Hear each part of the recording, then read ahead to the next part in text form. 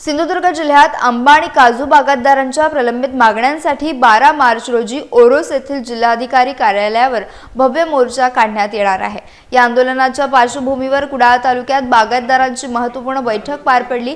यावेळी माजी आमदार वैभव नाईक यांनी उपस्थित राहून शेतकऱ्यांना मार्गदर्शन केले आणि जास्तीत जास्त संख्येने मोर्चात सहभागी होण्याचे आवाहन देखील केले। कृषी विभागाने सादर केलेल्या अहवालानुसार जिल्ह्यातील हवामानातील बदलांमुळे तब्बल 90% आंबा आणि काजू पिकांचे नुकसान झाले आहे। यामुळे बागायतदारांचे कंबरडे मोडले असून शासनाने आगामी अर्थसंकल्पात त्यांच्यासाठी ठोस आर्थिक तरतुदी करावी अशी आग्रही मागणी नाईक यांनी केली आहे। या गंभीर प्रश्नाकडे खासदार आणि पालकमंत्र्यांनी तातडीने लक्ष देऊन पाठपुरावा करावा असे देखील ते म्हणाले आहेत।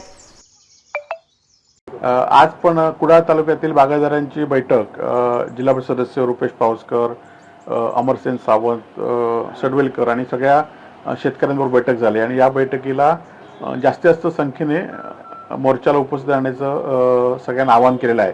कारण कृषी विभागाने 90% नुकसान झालेले असे मान्य केलेलं आहे आणि तसा त्यांनी अहवाल पाठवलेला आहे। आज राज्याचं अर्थसंकल्पीय बजेट आहे, यामध्ये काहीतरी शासनाने तरतूद केली पाहिजे आणि सत्तारूढ असलेले पक्षाचे पालकमंत्री, खासदार या जिल्ह्यातले आहेत आणि त्यांनी सुद्धा यासाठी प्रयत्न केले पाहिजे। सिंधुदुर्ग जिल्ह्यातलं महत्त्वाचं उत्पन्नाचं साधन असलेलं आणि बाजारपेठेची उलाढ असणारं काजू आणि आंबा ही दोनही पिकं सध्या धोक्यात आहेत आणि त्यामुळे जर मदत नाही केली तर ह्या वर्षी तर नुकसान होईलच, परंतु यापुढच्या काळामध्ये 2-4 वर्ष शेतकरी उठणार नाहीत आणि त्याचा सगळ्यावर परिणाम होईल आणि त्यामुळे शासनाने कायद्याच्या बाहेर जाऊन या ठिकाणी मदत मिळवली पाहिजे, यासाठी हे आंदोलन असणार आहे।